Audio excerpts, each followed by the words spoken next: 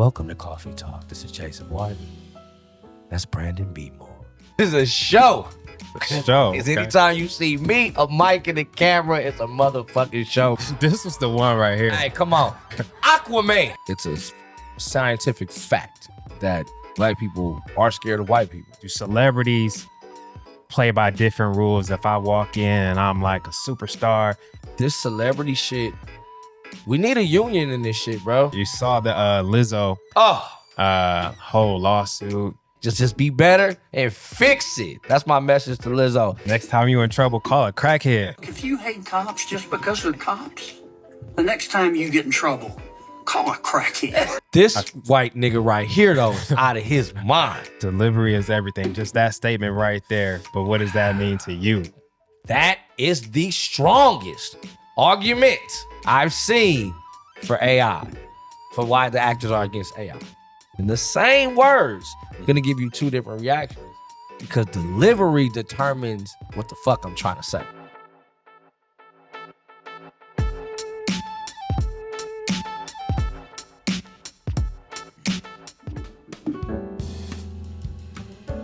I'll give you a countdown.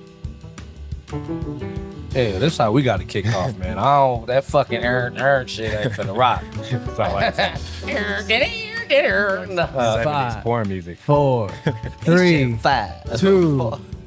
With my radio DJ voice. Oh my God. What's going on, you guys? What's happening, man? We are on Coughie Talk. I am Jason Martin. This is B Moore. What up, B? What up, though? Man, you know what it is, man. Before we start, this is not a fucking podcast. What is it? This is a show. Show. It's anytime you see me, a mic, and a camera, it's a motherfucking show, man. How was your fucking weekend, brother? My weekend went smooth. I've been busy, been filming. Mm-hmm. I saw you was busy in the Bay. Oh, man. I was a little bit jealous. Oh, man. I had a good time, man. Shout out to my brother Sue, man. He invited me up for his I Am Summer Festival.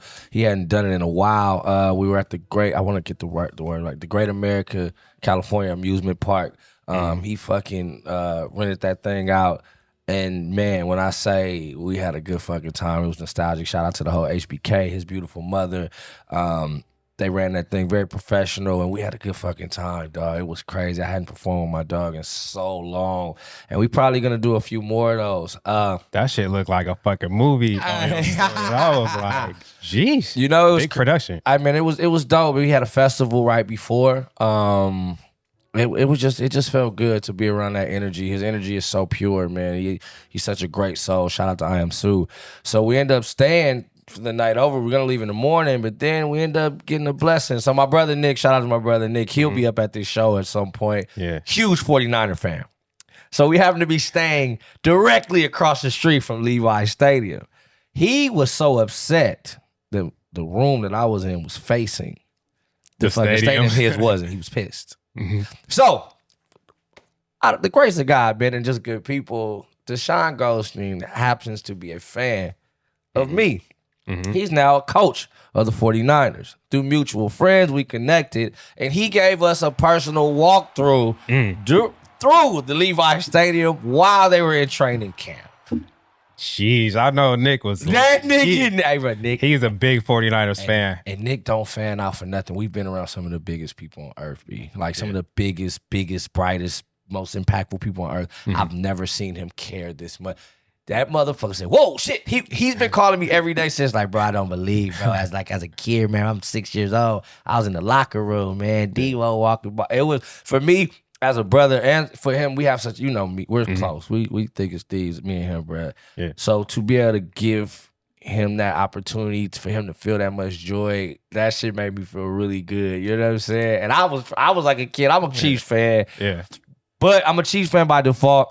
I was a 49ers fan, and in Montana, the way they did Montana, I didn't fuck with it. You a football fan. I'm a football fan. And I'm just, man, and then, man, the boy Hawk, man, shout out to him, coaching, LA guy, cool as fuck, man. He walked us around that thing. That shit was beautiful. So now, we done did that, and I'm like, man, what else can we get into? Happens that LaRussell and the Good Company happen to be having their backyard show that Sunday. And I love those shows. Listen, I'm bro. a big LaRussell connoisseur. The internet, the social media does not give that thing enough credit when you look at it. I was in there and I was in shock, bro. You walk up, he got his family outside making barbecue. You go through the garage, they got the fucking printing press right there. They making the shirts. You got to pre-order to get there. I'm like, man, I wanted to buy tickets. I wanted to do something. So I go around to get the merch. Yeah. And I'm like, well, how much is it? They're like, whatever you want to give. I'm like, what? Yeah. So whatever you want. They're doing something different. Whatever you want. He got a jazz band in the back. I'm literally in there on some fan shit. I wasn't trying to go perform, nothing. I'm like, I'm so amazed that he has a real family-owned business operating. It was about 300, 350 people back there in his dude backyard. In their backyard. Backyard, bro. And they in Vallejo, and that was my first time being in Vallejo. That shit felt like Compton. Like just the look of it, the feel of it, and I love Compton. It felt like, whoa, they're doing this over here? And the community. Bruh, he spotted me in the crowd. Probably that you, man, come on out here. Oh, man. you was incognito over there. Bro, I was chilling. I wanted to just take it in as a fan. I wanted to watch it. Like, bro, I've been seeing it for so long. Man, I bought a shirt. Man, I was in there trying to do as much. Man, his dad gave me weed. The weed we're actually smoking now. It's from the Russell's family. They got weed going around. They got the beautiful children, the older people in there. They doing karaoke, bro. To see two family-owned businesses, one at an amusement park, one in the backyard, and both of them as impactful. In the Bay Area, man, shout out to everything up there, brother. Yeah. That was crazy, bro. That was crazy. Shout out to the Russell, bro, and Sue. Nice. Yeah, La Russell. So let's get into the rest. Oh, yeah. You saw the Alabama boat fight. I know you saw it. The memes on the internet is going crazy right now. I don't even know where to start with it. Let's just roll a video. Let's check it out. Click. We're gonna watch this whole 8 minutes. We ain't doing that, but let's play a little bit of it. Oh! good old fashioned. Oh, what the heck? Go down, we going down. Oh yeah. See, they should have just let him catch the hand up and this wouldn't be as bad. But then once you get to see, now smoke. Yeah. See? Nah. Wow. Yeah, man. Hold on. Okay, folks. Hold on. And look, he wasn't even black. He wasn't even coming to fight. He's coming to just help. Now, let me break this thing up. Let me calm it down. This was the one right here. Hey, come on. Aquaman. Oh, wait. That boy's... I think that's... That boy finna help that boy. Oh, this is fucking fire. I love it. You love this. I do love it. Oh, yeah, they saw what was going down. They said, retreat. Yeah, this is... Them white niggas is out of there. They like, fuck that.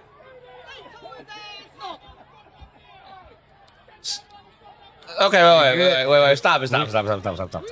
It's a lot of footage in this clip right here. We don't got it. But listen.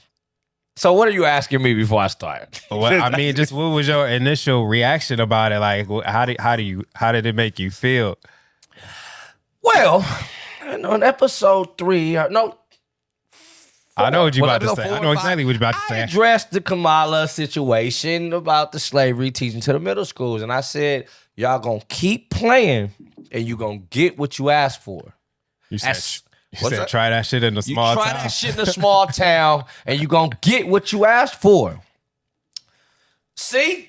I'm telling you, bro, I don't just be talking. I don't just be fucking talking to nobody, bro. At the end of the day, man, you gotta understand energy. And you gotta understand that I'm black. And I know how we been feeling. Mm-hmm. And I never had to go through no racism, slavery shit like my ancestors and people even in the late to mid 1900s. I never had to go through that, and I still feel the anger.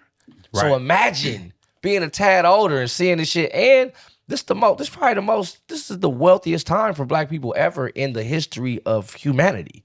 So the money's right. Mm-hmm. Everything is getting together. You know what you do when you got a bag and you're popular?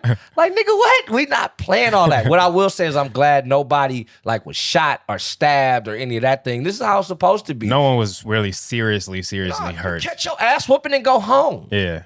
But y'all folks, y'all deserve to get y'all ass whooped. Y'all jump somebody, and this is what happens when you get jumped in any community. Right, but do you think it was a racial thing, or was it just like we just get into an argument with anybody? I don't think anything. I know it was racial. It's not about a thing. I was just asking the question. This is not a thing. I know. The thing is this. With those guys, with those first immediate, with the white niggas would have jumped the white security guard. No. That's the answer. They would not. They would not. The dude, they were fighting head up. They were fighting head up, and the dude, and it was an even fight. So what was the why did everybody have to jump in? Right. If people joined just because of color, then Exactly. Also, now it's racial, just that fast. Yeah. So Aquaman came, and let's even this shit out. Because look, the first dude ran down with peace in mind. Yeah. So you got a security guard one that's doing his job. Yeah. Move all y'all ass out the way. I got to get people here. That fight is going to happen. But then you have another man running down. Oh, is that an assault? No. He came down there and was getting hit to break the situation up, right? So we got two acts of peace. Now it will not be a third, nigga. Aquaman's coming. And he's calling all his homies. And it's about to get good. Just click to the middle of the motherfucker right now. You say you can only turn the other cheek twice. Oh, and now we're here. Let's get to it. They done jumped in the water. The homie done left the homie. You ever been to Alabama before? Yes. Yeah, me too. Yes. It's the racial tension is thick there.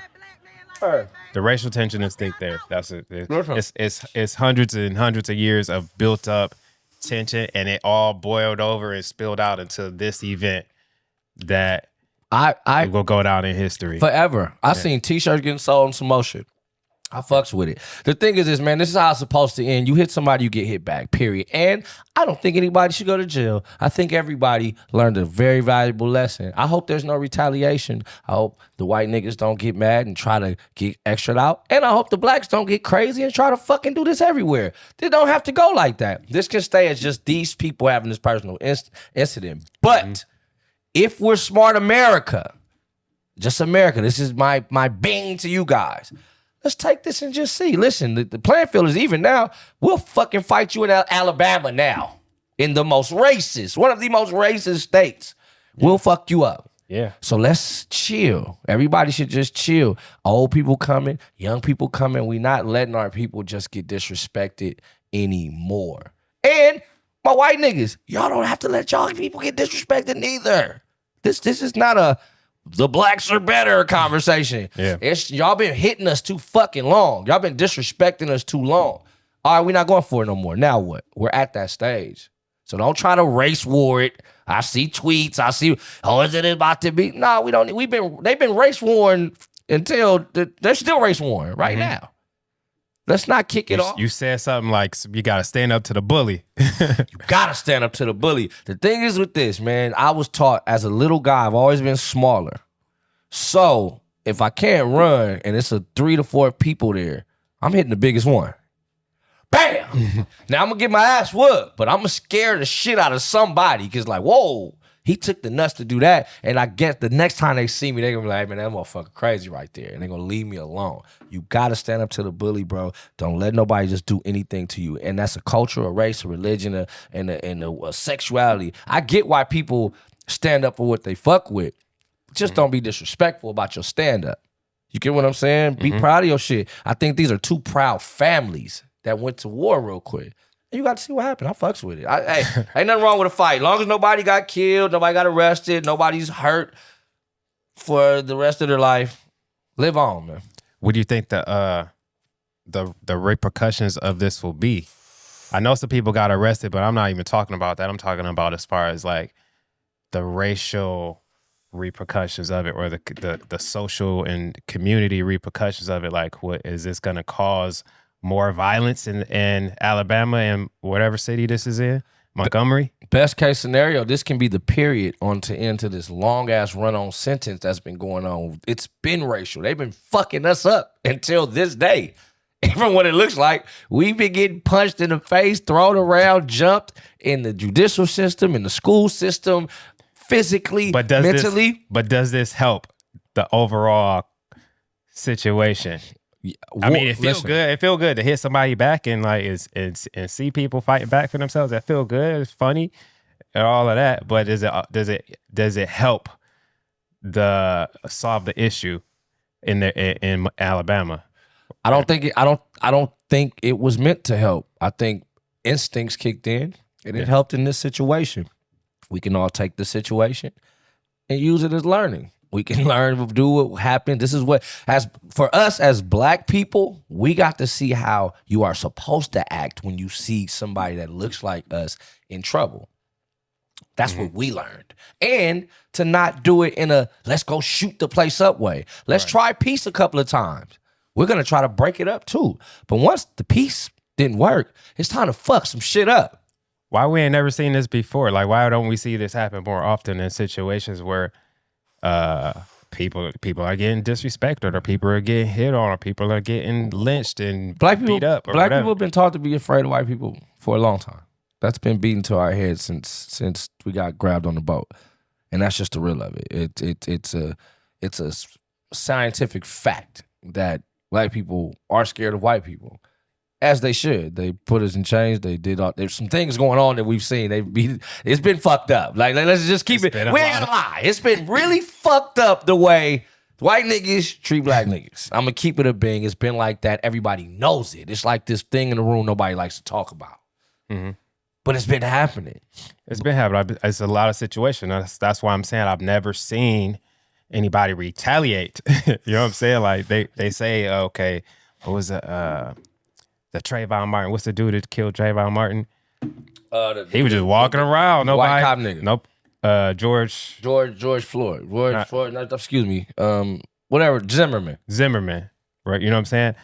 Why is there so many situations where people can do things that we know are unjust, and then they just walk around the neighborhoods, and the neighborhoods don't do nothing about it? Again, we have been trained to be afraid of those people, and that's just the reality of it. But at some point, you will get tired of being bullied. Maybe it took 100 days, maybe it took 100 years. But at some point, everybody gonna stand up for what they do. And for us as black people, we're the last ones to do everything for some reason. Every other race ain't going for it. My Asian brothers and sisters, they protecting themselves. Mm-hmm. My Spanish brothers and sisters, they are protecting themselves, as they fucking should. Mm-hmm. Don't attack people, protect yourself. We protect ourselves individually. It's like, well, if I'm all right, fuck them. I ain't getting in that. We don't look at it as skin. We look at it as like y'all and me, them, us. We so separated inside of the culture, we don't even know how to defend each other. We still fighting light skin versus black, dark skin people. Like, it's the fucking stupidest, dumbest shit. They've convinced us to fucking fight each other, steal from each other. Hey, they got our mind all rattled. This was the first time it looked like how somebody's mind wasn't rattled, because everything that was done was right on everybody's side. Let's go to my white niggas. My boy out there fighting, they getting down. If that's his friend, and he feels like his friend is losing, go and jump in that. Yeah. Let's play devil's advocate. Nigga, I'm not finna watch my homie get beat up by nobody. Nick's fighting. Even if he tell me he's catching the head up, he's not. All right. Trust me, he's not. We've been in them situations several times, and it's vice versa. So he doing what he know to do. So now you see two people fighting. They not looking at it as, let's fuck this nigger up. They're like, we fighting. Yeah. Cool. Y'all bring y'all crew. Black people, wait a minute. All right, them white niggas, man, we gotta hold on. Let's be careful about this. Yeah. First one come. Hey, man, what's going on, man? Y'all chill out, man. Leave the brother alone. They hitting them both. All right, well, it's two niggas. We got to get into this. Let's go help our people. Actually, nobody did nothing wrong. Right, I don't know how the. That's I don't know what what I'm that saying. talk was. Is it a race thing, or just I'm just fighting because my friend fighting? It don't have nothing to do with it. It's all of it. It's all of it. It become a race thing once. If y'all put the fucking cameras down, it's not that. Everybody want to show every fucking thing. So now it's for us to analyze and to fucking dissect and to turn into bigger. That moment when they wasn't trying to fucking stop black and white and try to fights and violence. Them niggas was out there on what they was on. The man said, man, I ain't moving my boat. I'm doing what I'm doing. Yeah. Security coming doing his job. Hey, man, get that motherfucking boat out of here. Everybody was doing what's right for a second. And after the fight was over, you said my boy, the one that got his ass beat, Oh, Y'all- yeah. He got on there, he got online and said, hey, man, motherfucking hit me. And that was great. Hey, the police officer, I saw one, I don't know what clip it was. The police officers came in. So I felt like the police officers was letting it rock for a second. It was too much They going was on, letting man. it rock for a second. Then after the lady got hit with the chair, then they rushed in and they had to tase them to make it look good, but make it look like they tried hard. But they was letting it rock for a second. They was like, hold on, let's see how this plays out. Hey, wouldn't And then, you? and then when the lady got hit in the head with the chair, Oh. they was like, okay, we can't let anybody get hurt. Look, so, hey, look, once it's war, it's war. There's no rules. Oh, man. Now the chair, okay. WWE. Okay, stop. Now the chairs when it gets crazy. That was that was 100 years of pent up ancestors. Listen. Now you're bringing in weapons. Listen, now weapons are here. Now Yeah. guess what? Oh, he about to fire on him too. Yikes! Hey, you know what? I'm gonna nip this in the bud. We'll stay here all fucking day. I will say this. Yeah. I'm glad nobody was killed, and I'm glad we got to witness some straightening. A little bit straight. Sometimes you got to give some shit a little bit of straightening. Yeah. You can't just do what you want to people when our people are around anymore. Let's just take this as day one. Maybe this is the day the Negroes started to understood. Let's take it and build on this. Let's see how many of these protect our people, not attack anybody. Just protect our folks too, bro. We can kick. Let's kick. What's the day? What day did this happen? Give me the date. I think it was August We 5th. now have a new August It's the- 6th. Negro holiday. Yeah. August 6th, the day the Negro start to understood. Okay? We here? It's the new Juneteenth. The new June. We gotta add them. We got Juneteenth. Let's get us some more days. We already got Black History Month where the niggas can't do nothing, hurt nobody. We getting that for next year, right? Remember that? Yeah. We got that. Nobody do anything bad to each other for 28 days. That's coming up next year. We got Juneteenth. Y'all can fuck with that. And we now have August 6th. The day the niggas start to understood. Okay? This is cool. I fuck with it, man. Shout out to everybody involved. My wife niggas, black niggas, everybody, man. Y'all, just let's stop all this bullshit, though, man. We can chill out. I got something I want to bring up, though. Mm-hmm. So this week, actually, the other day, I'm sitting in a room and I watch, it's a bunch of guys in the room. Some ladies here, but it's guys in one area. Not a bunch like 16, but 4 to 5. So you can kind of see everybody. Mm-hmm. So a new gentleman enters the room. So he walks through everybody and goes to who he knows, shakes his hand, Mm-hmm. and they go do what they're doing. Myself, because I'm sitting there as everybody's entering. Myself, I see a guy come up. I stand up, shake his hand, and then sit down. His friends come. I do the same thing. I'm sitting down. How you doing? Stand up, shake your hand. Boom, boom. Everybody starts mingling. Boom, boom. Which way is the correct way for a man when he walks in a room with other men to greet them? What's the correct way? I don't know Which what you way? mean, Which way is more right to But the other? if you're sitting down, I know it's proper etiquette to stand up. I'm and not shake talking about someone's that. hand. Do you walk in? Do you just go greet the guy that you came to see? If it's a small intimate set, or do you acknowledge everybody? I think you go to the people you don't know first. Okay, that's yours. What do you think? Mm-hmm. There's no wrong answers. As far as if you walk If into you a walking room, into a room, you got invited by members of somebody in the room, but there's 4 other gentlemen there. Do you go directly to that guy and only talk to him? oh no, if I walk into a room and I'll speak to everybody in the room. Right. In no particular order, but you're going to acknowledge that there's other men in the room. Yeah. Got you. So I asked a few people this question, like, was the young nigga wrong for just walking through to his guy because he's going to see his guy? His guy, he don't know nobody in here. Or what's the correct way? So I want to get to that because I got my way. Cause like man energy, just our natural primal instincts is like it's very territorial. We're, you know what I'm saying? I'm just going back to our animalistic, our caveman roots or whatever you want to call it. Yeah. It's like, okay, this is my territory or it's me versus you. So you just want to walk into a room and let everybody know like, oh, this is peace. You know what I'm saying? How you doing? Right. Pleasure to be here or whatever. Nice to meet you. Whatever. Just introduce yourself. Hey, what's up? I'm B. Who are you? Like, you know what I'm saying? Just You so gotta do something so we to that- know to who that everybody is. Because let me tell you, to man, make it feel safe. I don't like when the nigga just walk in and don't say nothing to everybody. Me personally, I don't fuck with that. It tells me a lot about your character. Mm-hmm. You don't know if the 4 people you walk past are one of the owners of the place.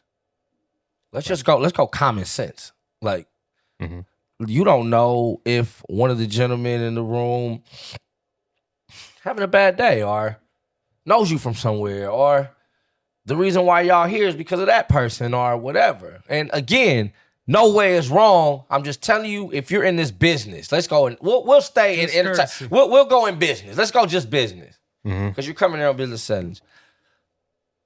I feel that as men, we don't respect each other, so we have to start doing it. Like, I saw somebody say something about when black people call black men, what's up, king, or what's up, bro, or this, and that. They felt, I think it was Tyler, the Creator, and I fuck with him, his mind, his spirit, he's super dope. But he said something, he said he felt like that was performative. Like, you're not my brother, you're king, I don't know, you know, and I think we would just grew up in different times, because in the 70s, when we were probably the strongest as a people, like even like white people, black people, that was the hippie time. Everybody was together. Like we were going, it was the happiest time before they figured some other shit out. Everybody was like, "What's up, brother? What's up, sister? Yeah. What's up, bro?" I was taught that too. My dad, king? when I was a kid, he used to always tell me, like, we walking down the street, walking down the block, we passing strangers. You know what I'm saying? He would teach us, like, oh, say hello to the gentleman, whatever. Say, you know what I'm saying? Just random people. I think that's etiquette. I think that's just the way, and I think we've getting away from that. Again, you don't owe anybody anything. I'm just giving you some tips. I don't think it's performative. I think it's, let's give everybody a A+ and let them earn their F, instead of like assuming they already a F and then they got to earn the A+. And I feel like we got to take that mentality with a lot of this shit, because we got a lot to rebuild as a people, like as like humanity. Just as it's a lot of respect and weird things that are going on, because everything is so performative. With everything is to go on the gram and just let everybody see and judge. So I think we should set that rule plate. I think, fellas, you walking in the room with other fellas, let's start something. Let's say, "What's up, man? How you doing? Yeah. What's going on, Ray, man? Jason, boom, boom." Like, greet the room in the order in which you walk in it. Yeah. You know what I'm saying? I think that's a great move for you, because I'll tell you how that shit end up going. So the 3 people that I stood up to shake, just walk over to me, and one of them says, "Yeah, man, I appreciate you standing up, you know." I'm like, "What you I didn't even think of it." So, it's just, that's good. Men should do that. We you know what I'm saying? We got to start. The conversation broke out. And I end up meeting somebody that's looking to invest in upward of $50 to $70 million into something that could be profitable for everybody. Right. So for me to even begin this conversation, for them to come over here to talk to me about it, see what I think, pick my brain on it, ask me am I interested or not. If I am or if I'm not is not the point. The point is, somebody volunteered some opportunity towards something just simply off a gesture of just, "Hey man, how you doing?" Well, not, "Hey man, hey, I'm happy to see you." I didn't say fucking girl out over no nigga neither. But it's just acknowledgement, man. How you doing? If you sit there talking, you walk in, "What's going on, bro? How you doing?" Well, because I want you to do that to me when I walk in. Because I'm looking at your ass if you don't do it to me. That's it. We're gonna go personal. I'm watching all that shit because it tells me so much about you as a person. Like what? You're not, what's the word that women like to use? You're not intentional with what you're doing.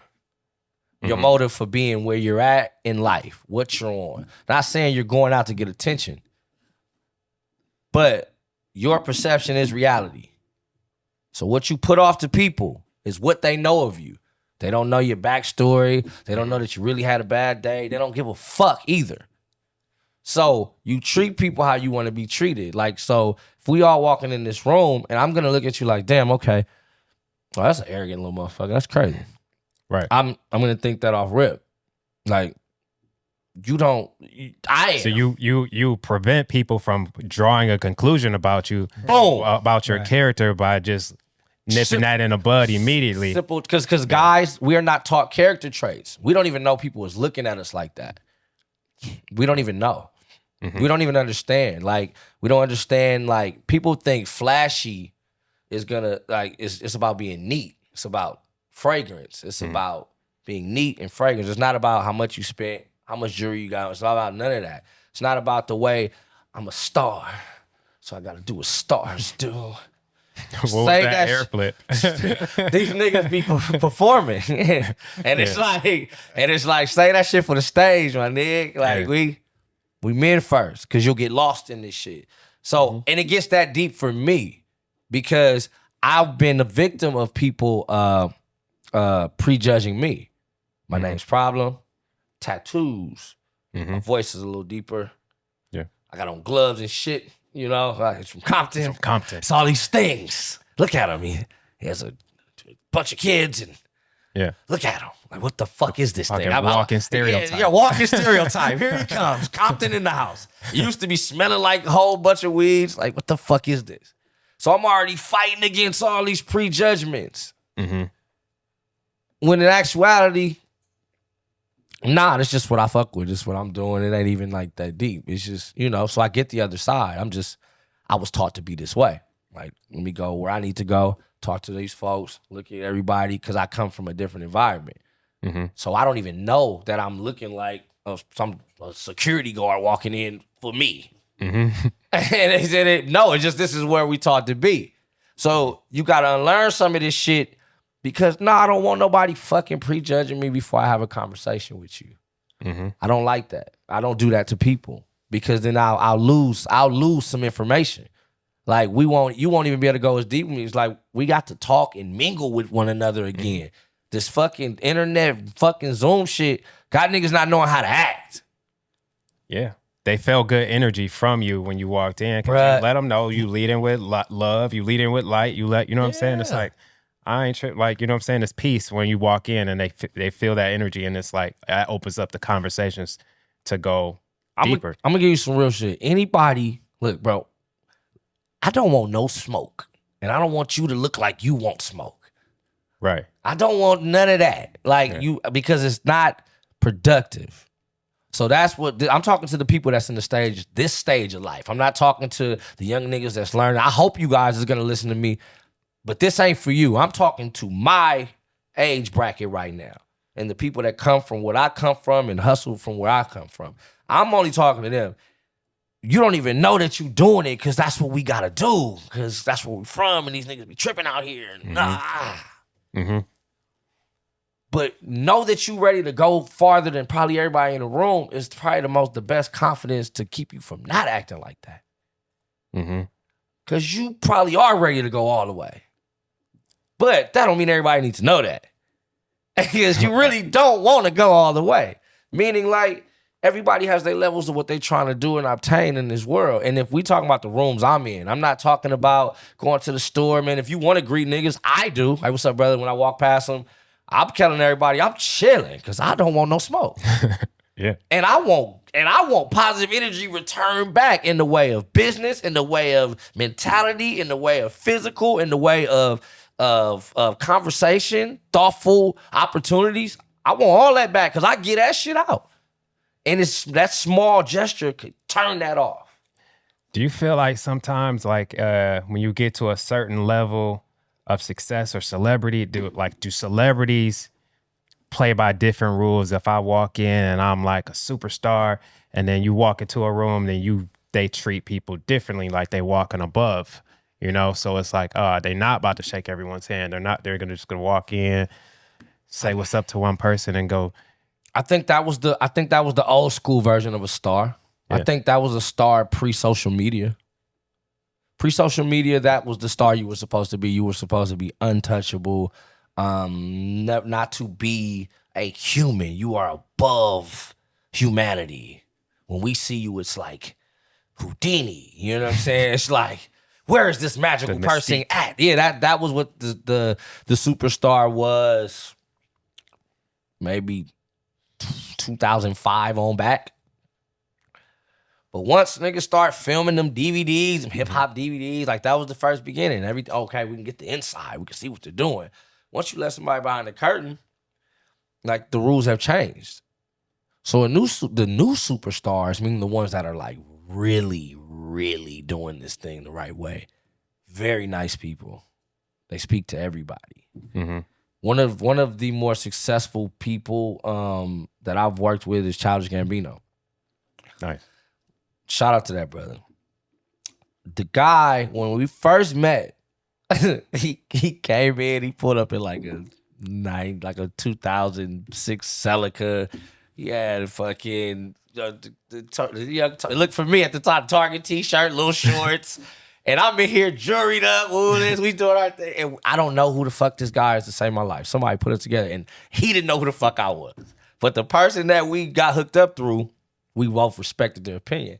Mm-hmm. For 3 hours, bro, we just bagged on each other. We just talked about each other. Then we talked about other niggas, and we just had so much fun. I'm like, man, you dope as fuck. And it got to the point we just became this thing. We cut records. I ended up getting those sweatpants. He ended up jumping on some stuff for me. Mm-hmm. And when we shoot the video, he pulls up in a even more not as fancy car and even less dressed. Come to find out, he's the one shooting the thing. He's the TV guy. He's the one that's had TV shows prior to this. He's Atlanta. Mm-hmm. All these things that I would have never knew, just because at the time he didn't have no jury on and he wasn't putting on all that show. He was nice as fuck. It was him and one dude.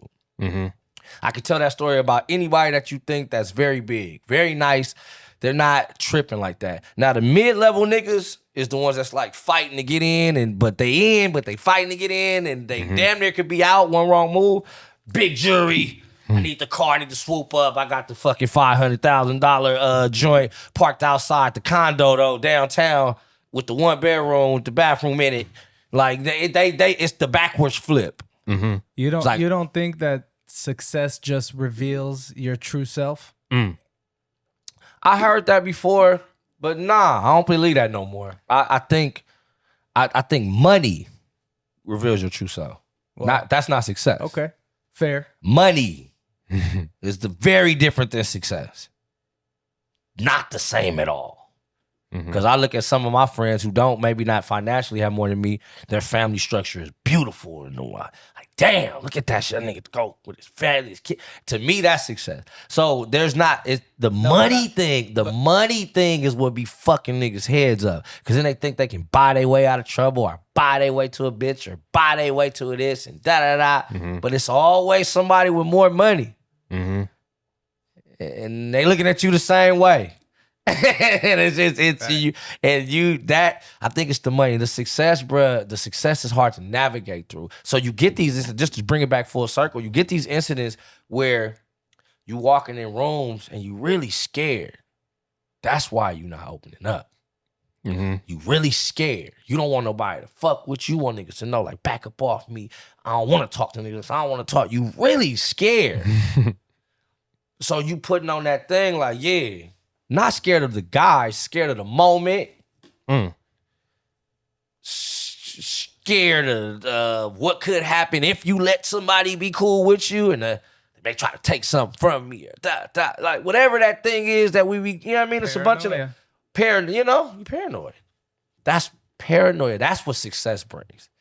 So that's why some niggas ain't meant to be successful, because it's like it's a lot. This shit a 24-hour job. So that's why this conversation is important, because I think the young man was an actor or something to that effect. Nigga walked in, you know what I'm saying, his glasses on, nigga walked through, and you gotta walk through us. Yeah, said yeah. Went to his partner, like, what's up? Oh. Like, that's what I'm saying. That celebrityness. Oh, I'm an actor. I don't gotta speak to everybody. I can just. So you're acting like a celebrity. Yeah. That's what you're doing. You're acting what you think a celebrity looks like and acts like. That's like when they typecast us on them shows, like when they do the West Coast, these niggas always have on flannels and them fucking the 6'4s and shit. Yeah, that's what y'all wear. Right. Go ahead. When have you seen it out here? You been out here a while? Yeah, never. Really. Exactly. So what the fuck we talk about? Listen, guys. Get some etiquette when you walk in these rooms, man. Let's get to the next one. Yeah. You saw the Lizzo. Oh. Whole lawsuit, alleged sexual harassment, and Oh man. just body shaming. Oh Play man. go ahead, play the video. Meeting where I was kind of can't hear it. interrogated about my personal matters and ended up having to share very personal things about myself regarding my weight. Yes. Were we pressured to do an excruciatingly long rehearsal that turned into a re-audition for the job that we already booked because apparently we weren't doing good enough? Yes, that is true. Did I unfortunately go to the bathroom on myself on one stage because I was so terrified? Yes. You allege that Lizzo intended to hit you at one point after you resigned. Do you really think that she was going to resort or could resort to physical violence? She actually balled up her fist like this to me. She started cracking her knuckles, and she was like, "You're so effing lucky that basically I'm not gonna hit you." Her best friend, who is also one of the dancers, had to jump out of the couch and physically hold her back from coming and hitting me. So yes, I do believe that if she wasn't held back by that dancer. Hey, you stop this. What's going on with I Lizzo? got to- See, I got my what I think happened, and then Do you then you don't want to think? I hate to think. I'd rather know. I'm gonna say this, man. This fucking business is a motherfucker, dog. Here you go. You need this? Yeah. This business is a motherfucker, man. That girl just got all them Grammy Song of the Year last year. Maybe this can draw into what we were just talking about. Maybe success is could have gotten her here if what these women are saying is true. Mm-hmm. That's what happens when you have a good year and you don't know what you're doing. There's been a few more women that have come out. A prominent film director. Yeah. She said that she was on the set and she experienced similar things. So there's been more people kind of speaking up about this. I mean, the thing, you know what though, man?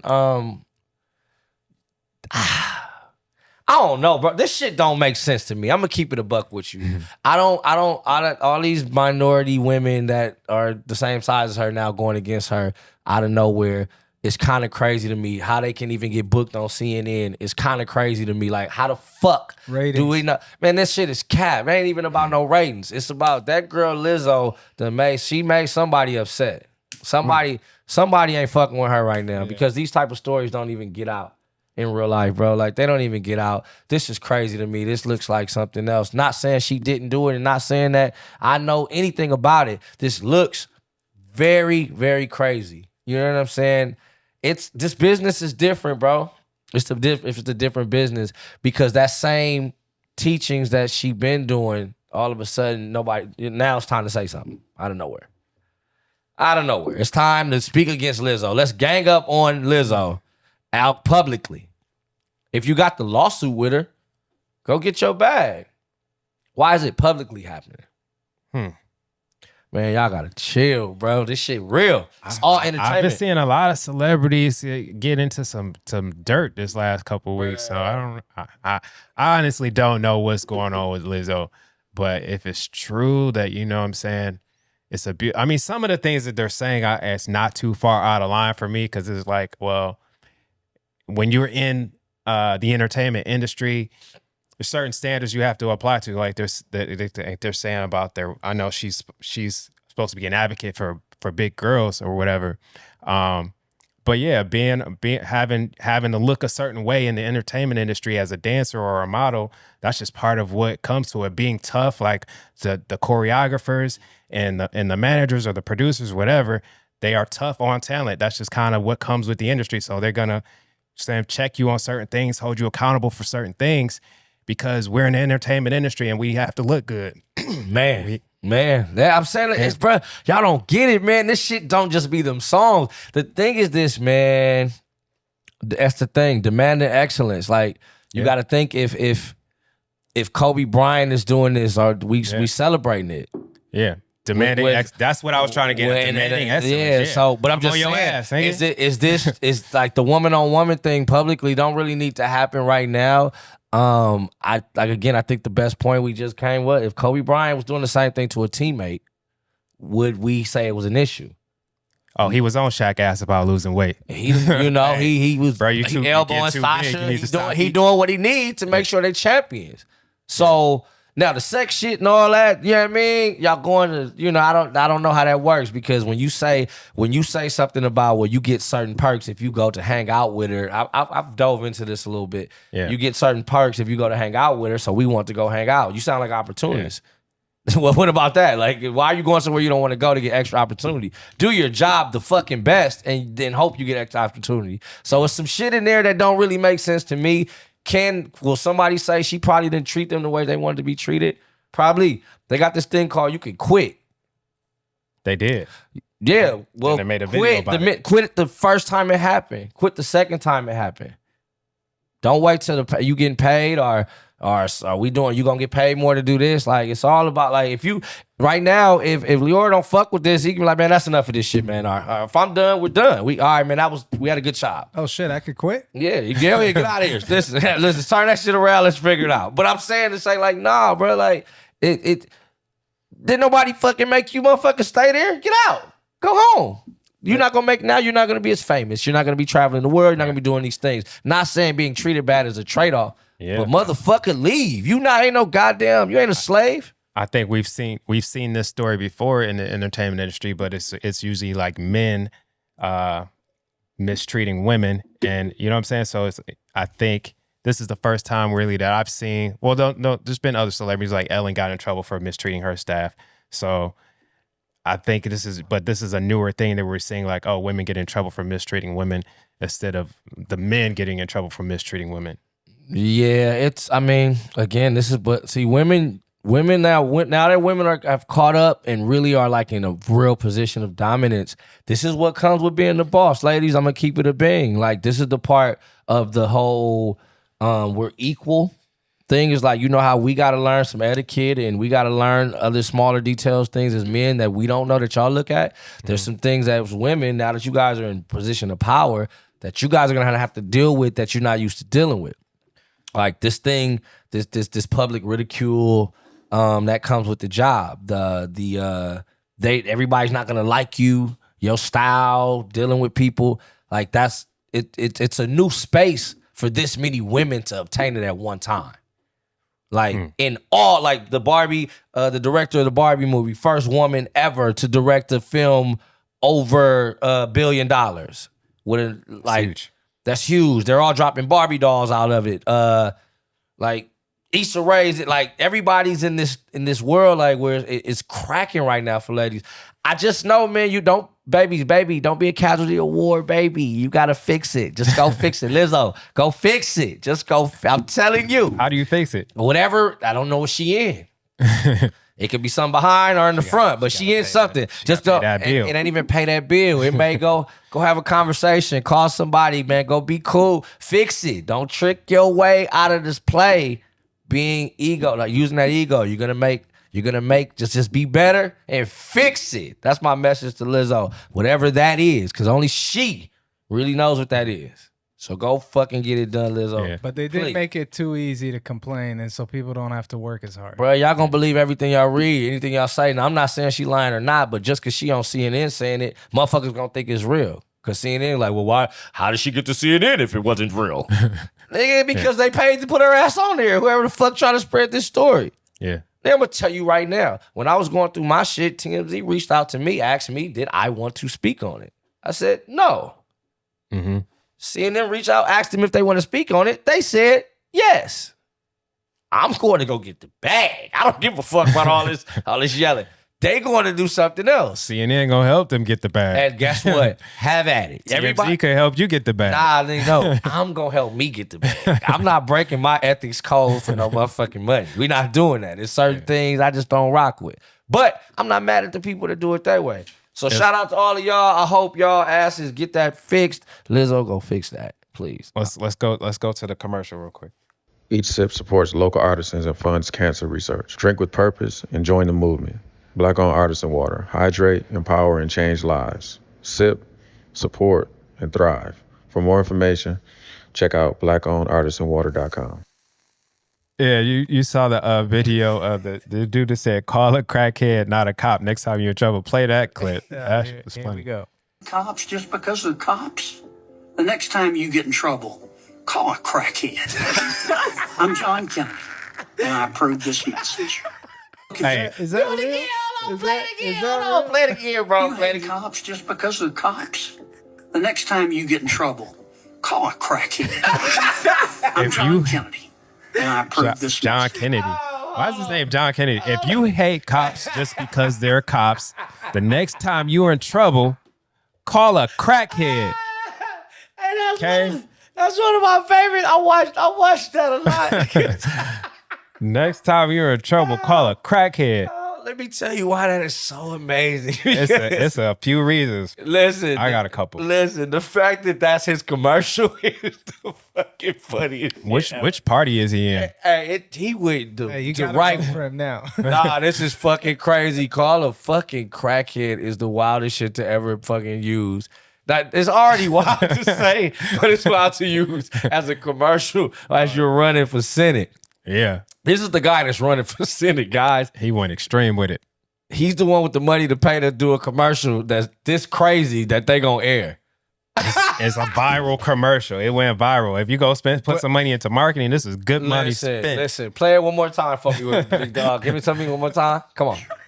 If you hate cops just because they're cops, the next time you get in trouble, call a crackhead. I'm John Kennedy, and I approve this message. The performance was great. Like he's acting, the delivery on that joint. If you hate cops just because they're cops, next time you're in trouble, call a crackhead. Hey, man, wait. What the? Okay, so listen. Listen, the funny thing is that crackheads live longer than everybody. I'm not gonna hold you. I do not approve. Right, listen. FDA does not approve. I'm just telling you, man, they healthy, they running fast. Like some of the people that, not crackheads, people that are on that drug have provided some of the most, life-altering moments for me growing up. You know what I'm saying? Not that I want I don't want anybody to be on crack, and I'm not saying that, but the irony in that is I definitely know some people that have used that drug that are in the 80s. Like right now, walking, like to be able, like, I want them to have some money and shit like that, but to be walking around and still be outside is a survival shit. I just don't understand that you got to be a different type of motherfucker.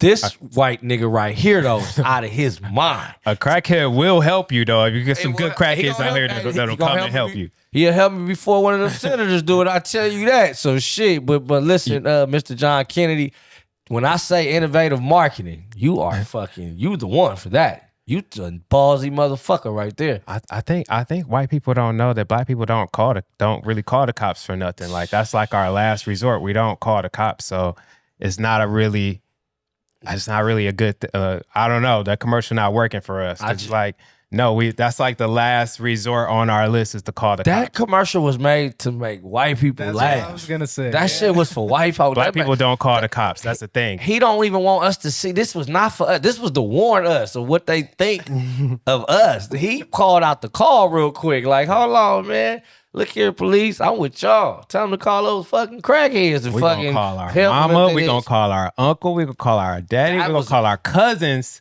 But we ain't calling the damn cops for nothing. On a serious note, bro, the fact that this can be paid for and advertised is really a true issue in real life. The fact that was able to make it on TV, call a crackhead. Like somebody wrote that and approved that. Somebody shot that. They did all type of things to get that thing to our screens. They got a team of like 100 people working on stuff like that. And they thought that was the cool. That's the message they came up with in the room. Watch out, folks. I'm glad we leveling up now, man, because everybody's starting to be a lot louder with what they think. It might work. Yeah, go ahead and try it. We might see him in office next year. Oh yeah, because what they claim, black people just don't vote, but. I don't know, man. Who's keeping the numbers, man? This shit could be like motherfucking Instagram and all that. We can buy the numbers there too. Who knows, man? Let's go to the next one, brother. All right, get you out of these political topics. I told you, keep me out that shit. I don't want nobody fucking with me. We are down on Faison on AI for actors. Woo! Hold on, wait. This actor thing is... Let me see something. Daniel Faison says, I don't want to die and then all of a sudden still be in movies and my family not seeing that money. I don't want my likeness to be people saying things for me that I probably wouldn't want to say. That is the strongest argument I've seen for AI, for why the actors are against AI. The strongest one is that last sentence. I don't want my likeness to be people saying things for me that I probably wouldn't want to say. Yeah, that'd be wild. That's a big fucking deal. Because no, I never thought of that part of it.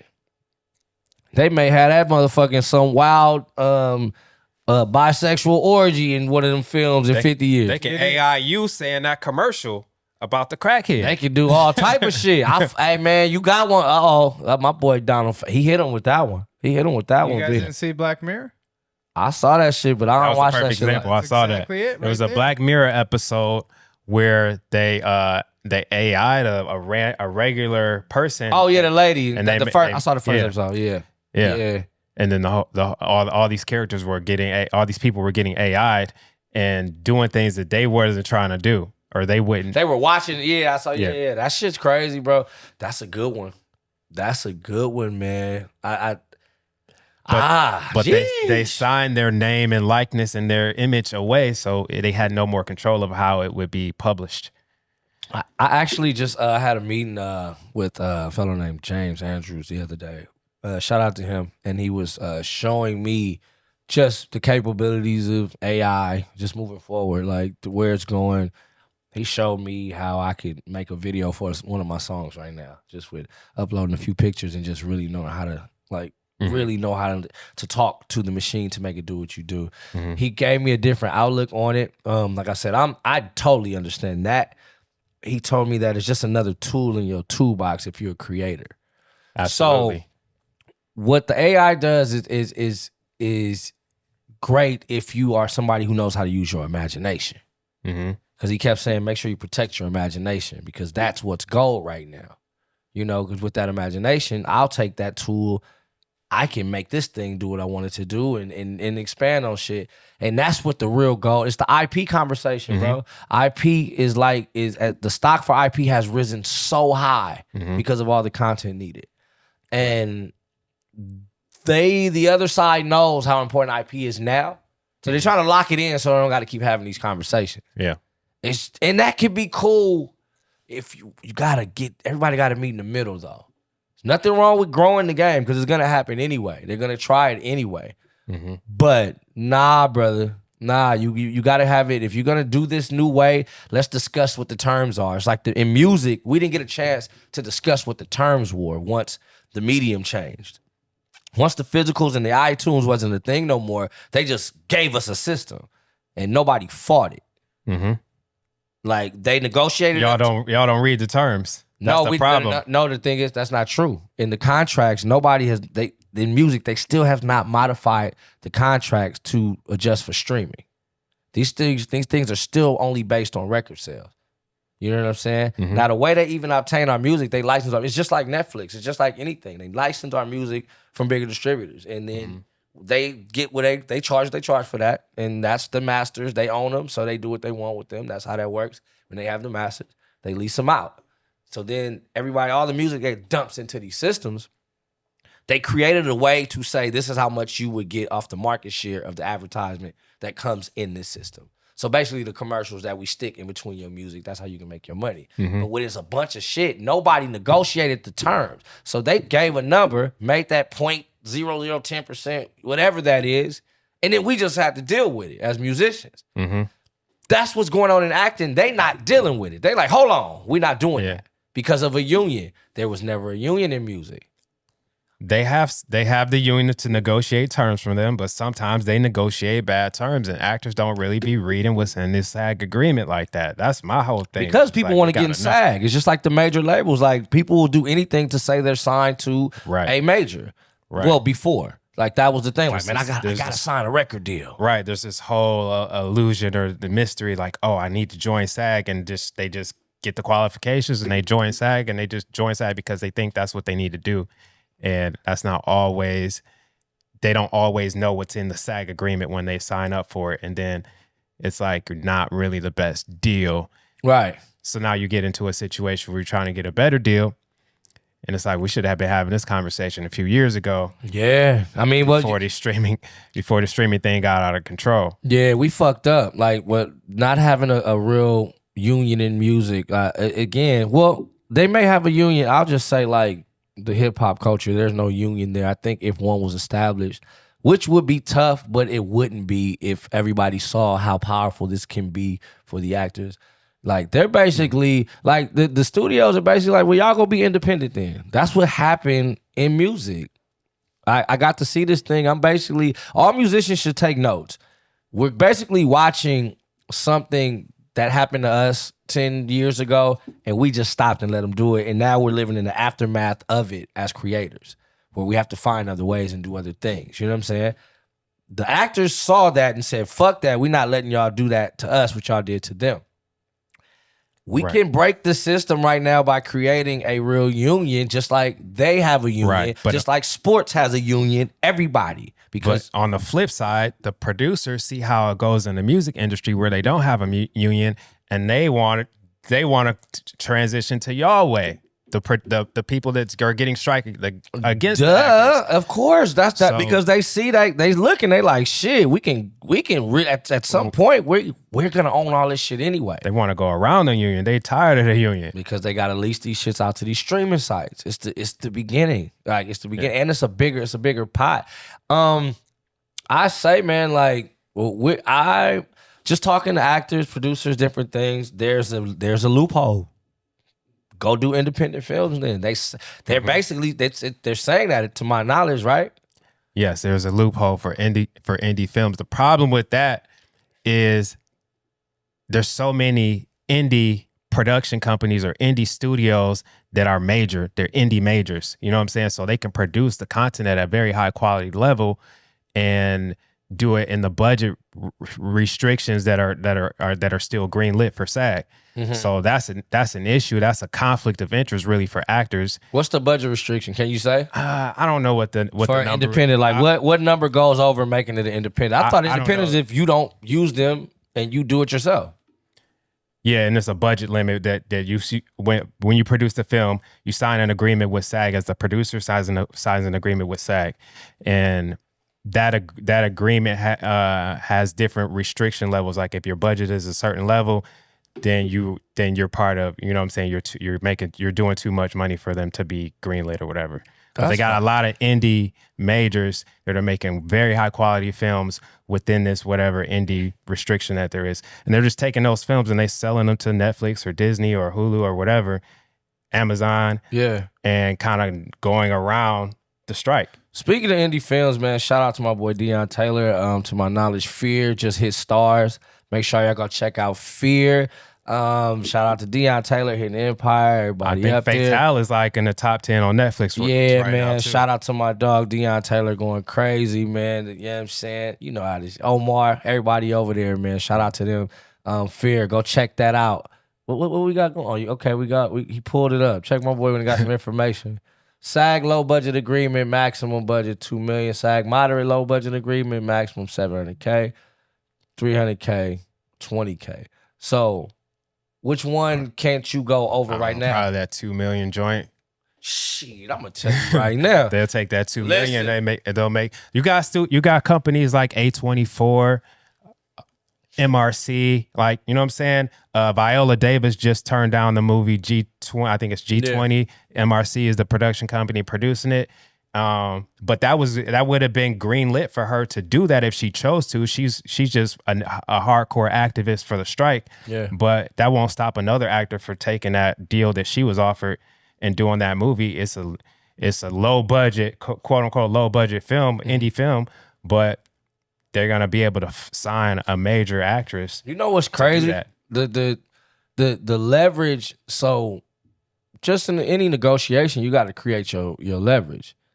Like them all banding together and doing a film about this could be the leverage they need to sway everything. You know what I'm saying? Go put it out independent. Let some fucking young kid from USC produce it, and y'all all get in it and make it about the moment and televise it. And I think you'll see how the difference of an indie side of it is, and then everybody can see everybody's worth, and then you can keep everybody in the same spot. I think basketball does a great version of that. I think the NBA understands the power of the player in the NBA a little bit more than a lot of these leagues, because we'll watch them play basketball against each other on Instagram. And they know that. And they know that. They know it. So it's like, let's stop treating them like it's this versus that. Let's make sure these guys are taken care of, at least to the way they want to be taken care of. I think everybody should adapt that because them boys making a lot of money, man. They doing it the right way. Right. Let's everybody just be fair for a second. Yeah. It's kind of cool. It's kind of cool, man. What else we got, dog? Ice Spice. She's Billboard's hip hop rookie of the year. Come on. Killing it. Shout out to Ice Spice. She seems like the nicest, like just the nicest girl. Like, if, you know, she be twerking and all that shit.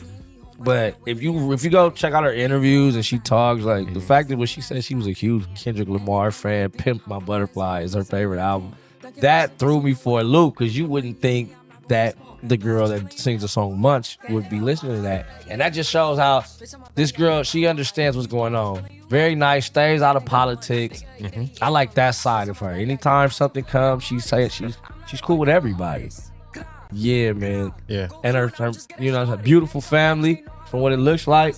Yeah, she's very versatile, very well-rounded. Yeah. Having a hell of a year. Yeah, I think everybody doesn't understand that, you know, she's 20, 22, 23 years old, man. They want her to fucking get in her little Kim bag, lyrical wise, like let her learn on the job. Yeah. Just know that she don't seem like she's being disrespectful. She handles herself correctly and shit. She's fucking making hit records. Shout out to Ice Spice, bro. Shout out to her. And her team is probably great. It has to be. Damn, that's dope. Super dope. Welcome to Coffee and Kush, where great minds gather. Indulge in the perfect blend of rich coffee and a delightful aroma of cannabis. Connect with a vibrant community of thinkers, sharing ideas and embracing creativity together. Join us for the ultimate lifestyle experience. Coffee and Kush. Elevate your moments. For more information, visit www.coffeeandkush.com. All right, yeah. So let's move on. Boosie opens up about going to anger management classes. It's not Boosie. Boosie. Bootsy. Yeah, this Boosie. You did that shit. I was listening to the last episode, like, why is you calling him Boosie? Boosie. Boosie badass. Boosie. There you go. He said it, yeah. Go ahead, let me see this. Man, I just left anger management, bro. That shit was deep, bro. Finding out what made me angry and shit. Like, my expectations, bro. My expectations. I expect so much out of people, bro, who never showed me loyalty, who never showed me none of that, bro. So I gotta take accountability for that, bro. My expectations for people, bro. Getting me angry, bro. Like, I'm finna cut a lot of people off, bro. Like, my expectations, they too high for people, bro. You know, I gotta learn to separate that shit, bro. Like, that shit was deep, bro. That shit was deep, bro. I ain't lying. Hey. Yeah, I put this on here because I appreciate him, one, sharing, you know what I'm saying, black men or men in general, talking about, you know, what's going on internally, mental health issues, whatever's going on, and the fact that he's taking initiative to get this counseling that, you know, a lot of us might need. I think, man, it's tough, man. Like, you know, you in a position of power, and you able to, and especially to other people's minds, you're able to change their lives, everybody else's lives, and it's on you to really make the right decisions. And a lot of those decisions are based on relationships, like how long you entertain them, be it friends, be it women, be it family, whatever, be it business partners. The when to hit the gas and when you hit the brakes is the toughest decisions to make because of feelings, personal, past, just anything. Shit, or you just probably ain't seeing clear. So when you make the wrong one, that shit eats you up, and you get to stop. You don't think about the great decisions you made. And that sounds like a day that he got caught up in maybe somebody he thought was gonna do one thing, didn't do it that way. And maybe and it could have been somebody that was real close. Could have been somebody that he just started something with, something that he was really passionate about. You could see it in his face. Homie was like, that shit, whatever it is, just fucked him up for real. Like his expectation. He kept saying expectations for people was too high. Is too high, and that's what causes him to have these. He could have found out one of his partners snitched, or those things. Like, whoa, it fucks with you when you don't make. Not that they did it, that you didn't make, like you didn't see it. I think a lot of people sit in that seat. It's not about that the people were they didn't do what the fuck you want them to do, or they did do what you thought it. It's more so like, how the fuck I didn't see that coming? And that's where you get to questioning your senses, your sharpness. You start thinking about the W's. He got caught up that day, but you probably do need to check into anger management if that's what you feel you need to do. You know what I'm saying? If that's what triggers you. If that's what triggers you, I think we get this thing as people. Well, I'll speak for like black men that were raised in less than formidable areas, I guess we could say. We got this thing, it's this ball of rage that fills your body when somebody does something that you don't like, or you feel like they're disrespecting you. Feel, keyword, feel. Think. Like the way we think triggers this thing. So you'll assume that that's anger. And like, you want to get this out your body, so I'm finna fuck some shit up, or I'm finna shoot some shit, or I'm finna run to go get somebody, or whatever. Because you just want that out your body when actuality it's anxiety. You get anxiety at these moments because now you're turning into this primal thing where you got to protect yourself. And when you get older, you got kids, that thing kind of like, it dials down. You still feel it, but you know that thing can lead to something crazy. So now you got to govern that thing the correct way. You know what I'm saying? And sometimes you misjudge it. Like, I think I had like an incident where I had a physical thing with something at a basketball court. I got so mad at myself that I let it get there because that means I have no control of my anger. Yeah. For something that's small, because that one incident could have led to 4 to 5 different things, and I may not have been sitting here just because I ain't nobody gonna tell me I'm this. Like, I got bigger shit to fucking worry about. So with him, this guy's gun cases, all this crazy shit that's going on around him, his daughters, talking, different to him on the internet. Like, it's a lot going on. He like, God damn. Man, I'm gonna kill somebody. I need to go to anger management because it get like that. Sounds like a counselor is telling him is that because he expects his expectations for people to treat him a certain way, and they not or make certain kind of decisions or move a certain kind of way how he would move. They're not moving that way, and because you have expectations for people to move that way, and when they don't, that's what's triggering you to get angry. Yeah. I think if you don't go to counseling, or if that was just a that day thing, I would say, Boosie, my message to you would be, just get some new surroundings for a second. Like, sometimes you don't have to change yourself. You gotta like change where you're yourself at, if that makes any sense. Like, for me, I don't want to be on the defense. And a lot of times, and I don't want to, I'm not into like my circle of things that I'm into now at this age with the things I'm trying to accomplish. Certain things that I used to like, I don't like no more. Certain things that I didn't like, I like now. So with that, you have to change where you do that at because everybody's not changing at your level. They're either changing really fast or they're changing really slow. Like, but y'all not at that same level of like-mindedness that you probably were. So, and it's not cut nothing off or this, but you got to understand, like, your peace is what's providing all of this opportunity for you. Your peace is first. He needs to go somewhere and get his peace. He needs to remove himself and just pull himself off the chessboard. One of my boys, Bird, man, he told me, man, you ever want to see, whenever you want to see what's up with people, just fake your death. And I'm like, what that mean? He's like, just play dead. He's like, what you mean? He's like, tell everybody you broke. Watch what happened. You'll see everything. You'll see everything you need to see. Once you tell everybody you going broke, you're going to see who going to tell everybody you going broke. You're going to see who stay around you. You're going to see who leave. You're going to see who kind of hang a little bit, then leave. you gonna see everything. You gonna see what bitches you shouldn't be fucking with. You gonna see what? You gonna see your family, if they're gonna treat you different. You gonna get to see everything if you just play, bro. You play dead. And I think he needs to do that internally and watch what he sees. That's a horrible prank. Oh man, it was a great one to do. I tell you, I swear, I tell you, I did it. I tried it. Oh, I've done it. I've done it. What? The best way. You get to see everything. You get to watch. And then you could just sit there and you take notes. Again, I got this saying. You got some people that you can play dominoes with and some people you can open up a Domino's pizza with. Two different sets of things. Yeah. But the thing where we'll get in trouble is we'll confuse those things. We'll try to open up Domino's pizzas with the people we should only just be playing dominoes with. Or we'll be playing dominoes with the person we should be probably opening up a Domino's pizza. Getting some money together. This one is play. Sometimes you can do both. It's very rare you can play dominoes with somebody and open a Domino's pizza. But you got to figure that shit out fast when you in a position of power.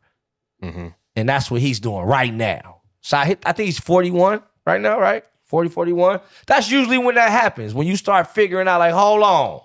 This shit down, we halfway home. I got to figure this shit the fuck out. We at halftime. We got to reset. We got to look at all this shit. All these fucking kids talking crazy. All right, man, get your little ass out of here. I got to figure this shit out. Hold on. And that's where he's at right now. Because being tough, that's not smart right now.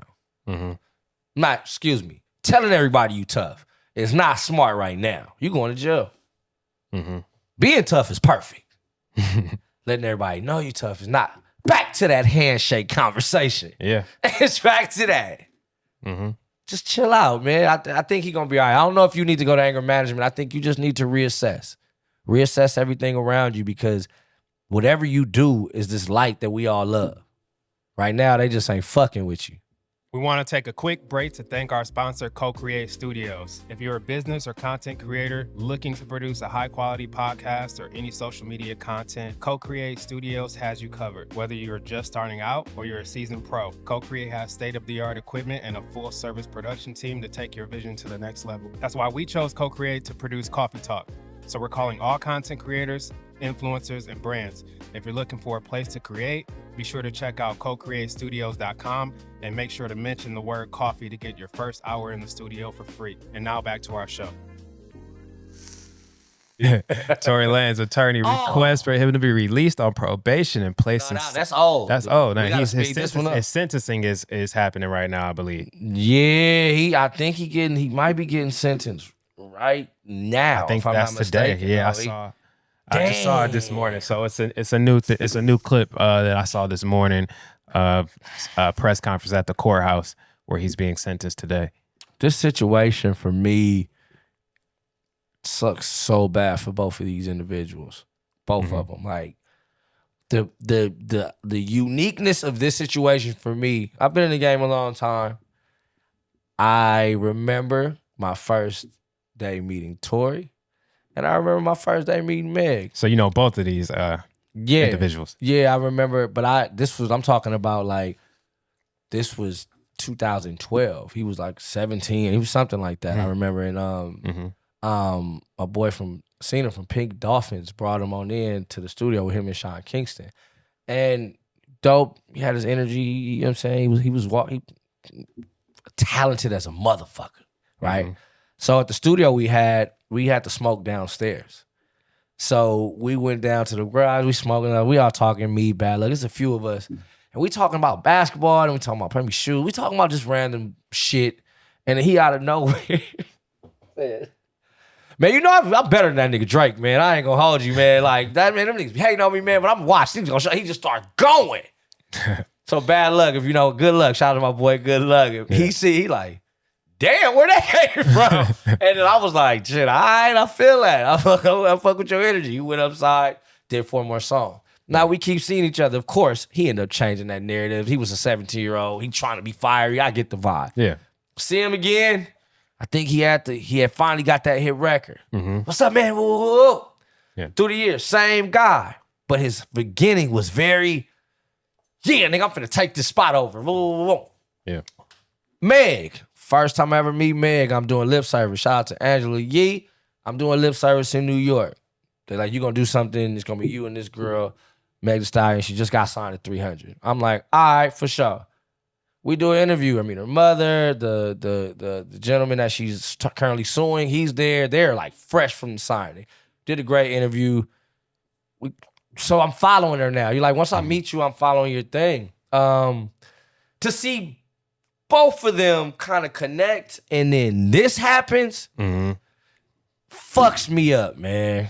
It fucks me up, bro, because I don't know what the fuck happened. I do have my speculation, my story. But I don't want this for neither one of them. Like, I don't know what happened, so I don't know what happened. But 13 years is a long time to be in jail. It's a long time to be in jail. But you should not shoot a woman. So if you did that, boom. If you didn't do that, 13 years is a long time. For that crime. Not who they are. I'm not talking about that's Meg Thee Stallion, that's Tory Lanez. The crime for what the crime is. I don't, you know what I'm saying? I don't shooting somebody in the foot. I don't, it's the story is so wild, man. It's so loose. It's like nobody actually found a truth, so one was decided. That's why you don't take dick and pussy business to fucking court, man. This is dick and pussy business that we got to now be in for the rest. This man and that woman, man, like it's not fair for all her sexual endeavors to be all over the place, neither. Because now they're in trial. It's not fair the way this all played out because they hooked up at some point because they liked each other. Now this nigga going to jail for 13 years and Meg, you could just see it like, man, she lost her mother. She's had lawsuits with the gentleman.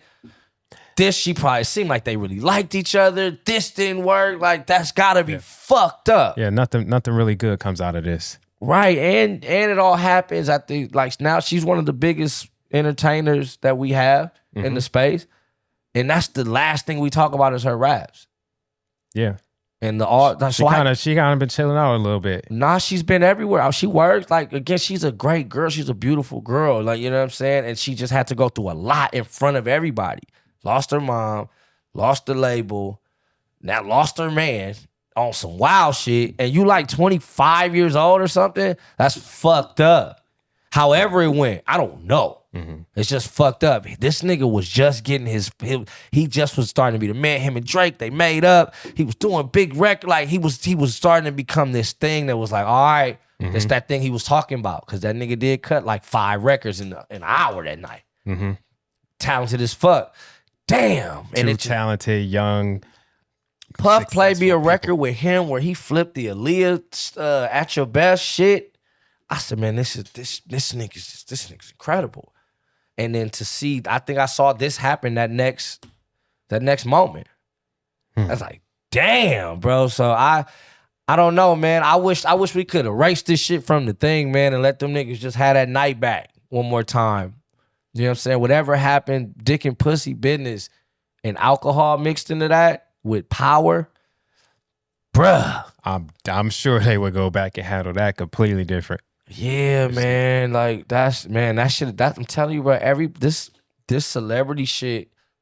We need a union in this shit, bro. I think we're gonna have to revisit that conversation. We need like a real union. We need like no labels providing mental health benefits. You know what I'm saying? The life that they do have the life insurance, but the mental health while we're in life, you guys are gonna have the catalog anyway. Once we're dead, we get it. But at least can we mature our health, please? And we like make sure we all right. We get some budgets for these therapies that you got. Like it's tough where you have to be a star every day. You don't get to just go home no more. You're 24 hours on, and this is what happens. You're gonna catch these moments that's not meant for us. This moment wasn't meant for us to see. You know what I'm saying? And honestly, it's like I was trying to figure out why certain people that name kept being mentioned weren't asked to come to court. There was a lot of things that I just saw that just was kind of crazy, and I get it. Stay out of that shit if it fuck up your business and all of that, man. And if my man's got to be the casualty for what happened, you know, I just like, damn. It's just, for me, it's more personal. So I know what I think happened, but there's this thing called that really happened. and what's really happening is this nigga going to jail. Yeah. And now she has to pick up the pieces publicly. Man, shout out to both, prayers to both of them, everybody involved. Man, we gotta chill out a little bit with these cameras and all this shit. We gotta chill out a little bit, folks. Damn. Jeez. Next time you in trouble, call a crackhead. Nah, nigga. Don't fucking, you gotta, your surroundings is everything right now. Well, okay, hoops. They asked Steph Curry if he could give any player a ring that doesn't have one, who would he give it to? He picked Steve Nash and Reggie Miller. It's a video too, but I don't think we got the sound on it. You so want we'll to be take at your it. ring and give it to someone that doesn't have a ring. Who would you give that ring to? Yeah. What a Let's just catch us looking at it. Oh, my boy, Big Boy, getting all the interviews. That's what I do, Steph. You know what I'm saying? No, I like this. I've never answered this question before. It would not be Charles Barkley. Well, he'll eat it. Yeah. Okay. So we get to pick two? Yeah. No, what's your two? He had a good one with Reggie Miller. I would say Reggie Miller. Reggie and who else? He deserves one. If I get to pick one more, I don't know. I got mine. Go ahead. Charles Barkley and Allen fucking Iverson. Allen Iverson's a good one. Allen Iverson. Allen Iverson. He's a good one. Allen Iverson with a championship changes a lot of these conversations. But Reggie too. Yeah, Reggie. Allen Iverson with a championship changes a lot of these conversations. What conversations? Bro, this motherfucker changed. He was the Michael Jordan of our time in real life. Like, meaning the marketing side. Mm-hmm. Michael Jordan in the 80s changed the way basketball looked. So that's why a lot of people gave him he's the best crown. Because he had it looking the best, for sure. Flying shoe, sweatsuits, that wasn't a thing to have nigga with jewelry, you know what I mean? The hole in the air, you know what I'm saying? That was different at that time. When Iverson came, niggas didn't have no braids. Niggas didn't have no tattoos. They tried to put a dress code, just like they tried to do with Jordan with the black shoe. Find him every time. Same thing with the clothes. He brought that, man. He brought real street culture of the 90s to the NBA. Now, if he'd have went on and grabbed the chip, we got to throw him in these conversations with the top 5. Because now he gets that chip like right around that Larry Brown time. You put him in what? It's over. They're gonna keep that thing going. Money starts, everything, the whole trajectory changes. Him and man, what? Can we get an alternative 3? You still gotta do your 2, but give me alternative 3, I would say, I would pick some Detroit shit. I would say like, I used to be a huge Grant Hill fan. I would love to see Grant Hill. That changes his conversation too, because he was cold. What about Malone? Fuck Karl Malone. Karl Malone came and fucked up my Lakers. Nah, fuck him. That's true. He came over here and fucked up our whole shit with that shit he was over there doing with Vanessa and all that. Tracy McGrady too, though. Yeah. Tracy McGrady. So Tracy, okay, give me yours. I'll go with Tracy McGrady, Reggie Miller, of course, and Grant Hill, just because I would have loved to see him get one with Detroit before all the injuries and stuff. And I'm gonna give me one that's currently in the league. So we're gonna go 4. Currently in the league, I want to see get one. James Harden. Boom. All right, what you got over here? Give me yours. Charles Barkley for sure. Okay, you got Charles. And then you threw AI, but I think that's the 3 with Reggie. And then what's your one that's in the league now?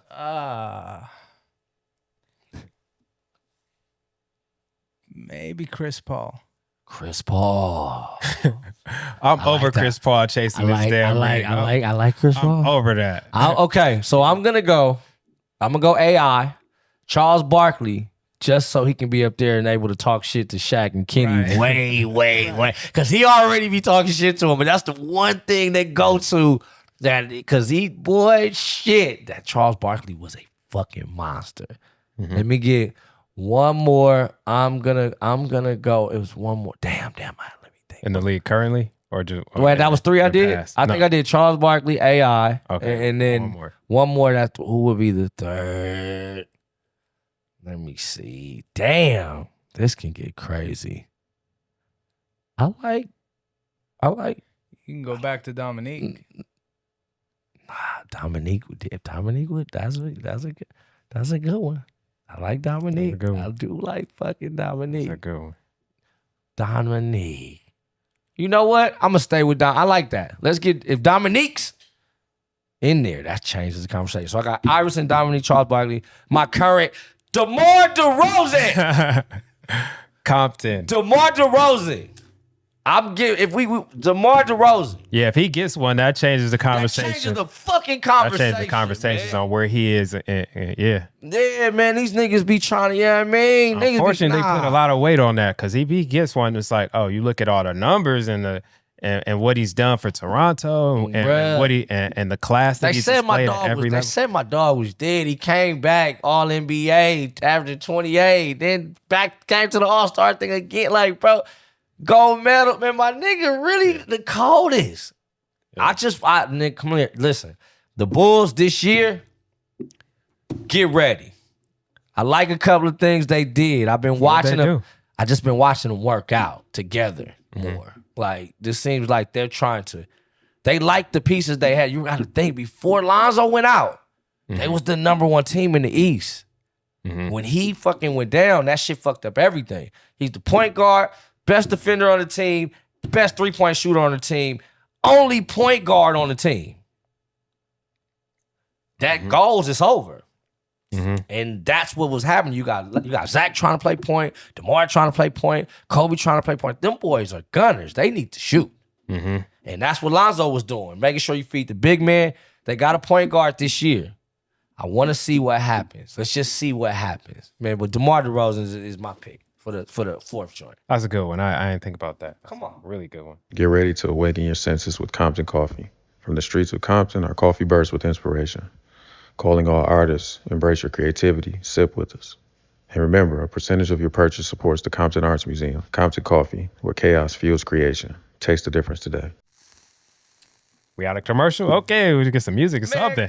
Cue the fucking band, big dog. Let's get to it, baby. Warm that thing up, yeah. All right. Coffee Talk. Jason Martin. Be more. Come on. We got Lior producing today, too. Lior producing. I think Lior want to be a star. I think so. He is a star. I think he wants to be in front of his camera a little more, man. I think, look at his face. He grinning. He done kicked the people out. He said, I got this thing today. I'm just going to be the voice of God today. Come on, the voice of whoa. He came in. Hey, listen. Got to swing for the fence. What we got, B? Delivery is everything. Delivery is everything. Just that statement right there says a lot. But what does that mean to you? Delivery is everything, bruh. Like, when you speaking to people, inflections, vocal tones, mannerisms, it will determine the outcome of what's about to happen.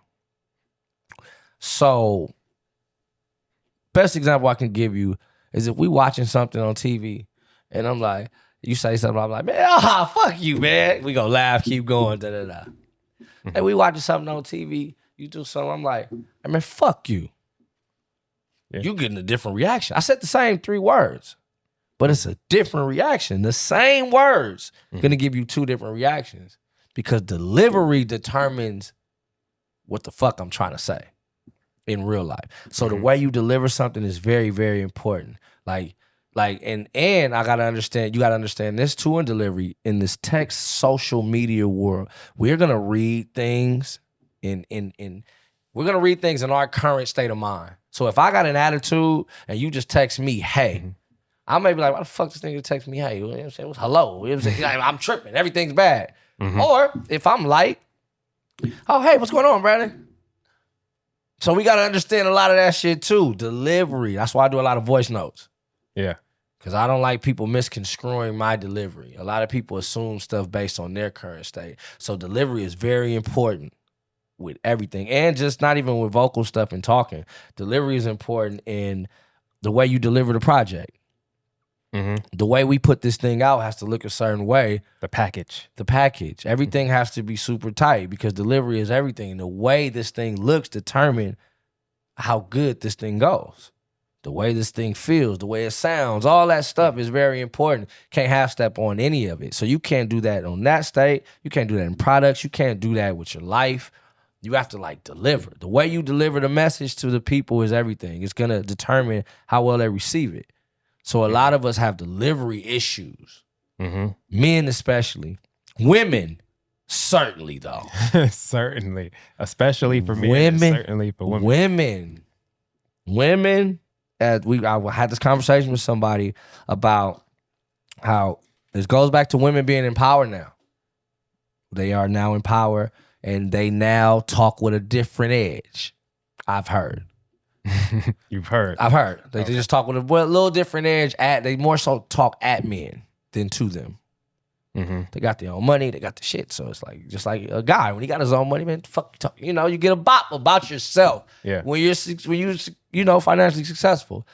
So that trickles down to the people that are like, yeah, tell that nigga fuck him and send him home and da. It trickles down even to the broke people too. So they're doing it, and then it trickles to this community and that. So it's this weird thing where women they need to learn delivery, just like men. We all have the same rule. You get more with sugar than you do with salt, is what I heard. That's what women say, right?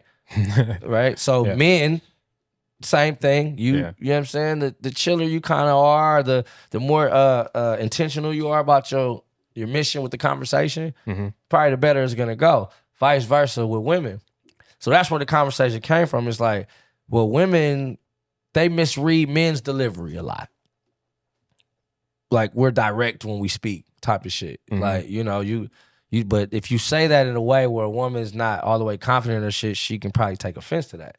Don't tell me. Why didn't you ask me? It turns into that. And then men do the same thing now. So you think you should adapt that because someone's taking an offense to the way that you deliver, or should they just not take offense so easily? I think your surroundings are everything. You have to surround yourself with like-minded people. They have to be. You have for your peace. When you're a creative especially, you have to surround yourself with like-minded people and not people that agree with everything you say. You actually want that to be, you want like-minded people that can disagree respectfully. That's the like-minded. You want to keep yourself around respectful people. That way you don't have to tailor your speech or you don't have to really worry about that because you already know your intentions are good, so you don't have anything to prove in the conversation. Sometimes you got to tailor your speech to different personalities, like you managing a group of people. Yeah. You know what I'm saying? Or you coaching a team. You can get in somebody's ass a certain way and they receive it well. You get it to someone else a different way. I mean, the same way, they might buckle. They might, pout or you know what I'm saying? Put their head down or quit or whatever. Yeah. So sometimes it's on the receiving end as well. That's what I'm trying to say. The thing is, yes, but this goes to actually understanding. If you really understand life, you can only control you. You can try to lead, show, teach the world if you like. The only thing you have control over is you. So where you put you is the real issue. Where you're at, who you're talking to. Why are we talking? Why are we around? So if all the intentions are good, are in the space of where you're going or where they're going, or if you got wherever that is, that's where you're at in life, where you have to surround yourself with. That's why you see a lot of older people, like, they don't go out as much. Or they have these same groups that you just go to eat with, and they go to these same groups with this move because this is their like-minded crew. We can do and talk, and we got business in here too. We got the ladies are cool. Everybody's the kids play. Like, we're creating this village because we don't want to deal with all that out there. Right.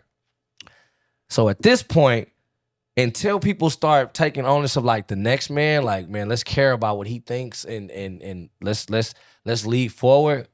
Nah, you gotta surround yourself with the right people so then you can teach that. Cause then you could tell somebody like, yeah, man, I kind of took it the wrong way when you said that to me. I didn't understand. Like now I know your personality. I know that's how you talk or that's, you know, but just cause that's how you talk don't mean I gotta fuck with it. Right. It's great. I'm glad you do. Yeah. But dealing with me, I don't like some guys they can call each other bitches. Like they don't trip off that shit. Ah, bitch, fool, shut up. That don't work. Like that don't do nothing for them. Me, I'm not into that. But if y'all into that, that's y'all thing too. For me, I just don't want not that we're talking about it, like for us, we're talking about, I don't want somebody on the outside that's not in this crew thinking they can do that to me. So we gotta let's just nip it in the bud, cause I'm not that anyway. But that's how y'all play. Do that. I don't need no nigga that walk by. Oh, I saw y'all call each other bitch, so I said shut up, bitch, and I fire on this nigga. And now I look crazy. So it's like that's my rule. Like okay, hey, so if I've been around guys that do that, I'll be like, hey, man, I don't really play like with that word. You know what I'm saying? But no, it's just no issues. I just don't fuck with that. I don't like men calling each other that. So could you not call me that? Yeah. Appreciate you. Thank you. Most times niggas is like, oh, for sure, man. We just be fucking around. We know each other long. Whatever that the way you delivered it. You could have got tough with it. Like, hey, you know what I'm saying? It's the way you delivered it. Because the thing is, I know I'm not one, so I know you just don't know. Yeah. So let me just break it down. Nah, brother, I don't really play with that word too much, man. Just got daughters and shit. I don't fuck with that like that. You give them that low tone like that? Not because I don't want it to be. I don't want to tell you loud in front of niggas neither. Because then niggas is taking that the wrong way. I'll tell you chill. Like, yeah, bro, I don't really fuck around like that. Just, you know? Because I don't want no smoke. But I'm Smokey fucking Robinson. If you fucking think that you gonna be just calling me some bitch because you feel like it. Like, I don't. That's my thing. So, again, I go around like-minded people that don't play like that. Yeah. So it's like that. Delivery is everything. And again, I don't care when niggas be doing that shit. Like Cam and Mace got the pause thing. I don't do the pause thing, but that shit is fucking hilarious. They brought it back. The thing is, they are doing that with each other. But you notice when other people come on the show, they don't include them in that because that's their game, and they're not gonna force their game on somebody else. Yeah, I fuck with that. But then it seems like everybody goes there and wants to play pause with them. Like Paul Pierce was like, "Oh shit, oh I get it now." All right, funny. It's like a game to them, and that's their thing. Like, but I don't fuck with pause, so it's like that type situation. Nice. Well, hopefully we deliver this episode out on time in the right packaging. Oh no, listen, we fresh. Let me tell you something. I got people coming up to me, man, talking to me about this stuff. They seeing the clips on socials. Yeah. Again, we brand fucking new. We getting this thing together. We just getting started. This has been one of the most beautiful accidents I've been able to be a part of. It's very therapeutic for me. This is my selfish reason for doing Coughie Talks. I get to come, talk it out, fellowship with my friends before I start my day. Hopefully it provides that for you guys as well. This is episode 6 of Coughie Talk. We got B more in the building. Yeah. Are you ready? You ready to go? You got what you about to go do, man? I'm about to go shoot a movie. Come on. I'm late right now. I'm about to get out of here. Come on, man. Listen, tell them boys on set stop posting, okay? We don't even know what this thing look like yet. I done seen the whole film already and shit. Oh yeah, I like that though. Nah, you can't show them everything. It's marketing. Oh, he said it's smart. All right, now if that thing don't come out till 2026, we just wasted all the marketing. No, it's coming out. It's coming out. You know, I think the audience likes to be a part of the like to feel like they're a part of the process. I would even say like LaRussell, he shows us like everything that he's kind of doing, and you know what's coming, but it's still a surprise once you see it. You know what I'm saying? Right. So, he's showing all the behind the scenes. Look, I got the press right here in the garage. What's good? I'm doing this in my backyard. My mama and my daddy and my cousins all, you know what I'm saying? And it's like raw grassroots business, you know what I'm saying? That the audience can be a part of the growth with you as you're going through it. So I think they like to see the vision come together. So you think adding that to the movie scene is the next wave? Because that's kind of like taboo in film. Like they don't let you on set with cameras and shit. Yeah, I think think that's the next wave. I think Hollywood has had a veil up, and indie is allowing the veil to be removed, and it's allowing major production companies and networks to see like how they can save money and produce high quality content at a lower budget, and see where they're like, where's all my money been going? Because these guys are able to do it for less money, and then the box office return is just as high, just as good, if you know what I'm saying, or close to as good enough. So I think, yeah, we pulling back the curtain with indie. Damn. Okay. Then before now, see, I had a question real quick because you were saying something. I'm like, so does that? So that's why they don't. Is that why the SAG people don't want independent films to come out now? Because it'll like lower the prices of what they getting. I don't know if SAG is opposed to independent film. I'm talking about at this time right now. It seems like SAG is like wanting everybody to just stop. I don't.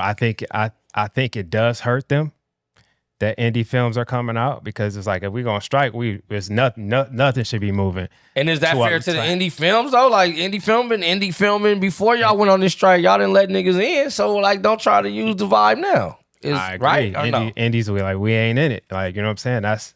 That's y'all business over there. We haven't been in it. So it's just like, so indie created its own like SAG.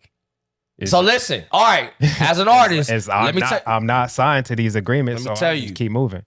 Indies need to get a union. I'm gonna tell y'all before how this rap shit should have went the right way. Go create an indie union. You hearing it first. I'm telling you. What you wanted me to do last time? Go create an indie. go create an indie union. Please. Because then you guys, I'm telling you, create an indie union. Figure it out. I don't know how. I wish we would have, man. Shout out to everybody, man. They're trying Coughie to save Talk. money on that.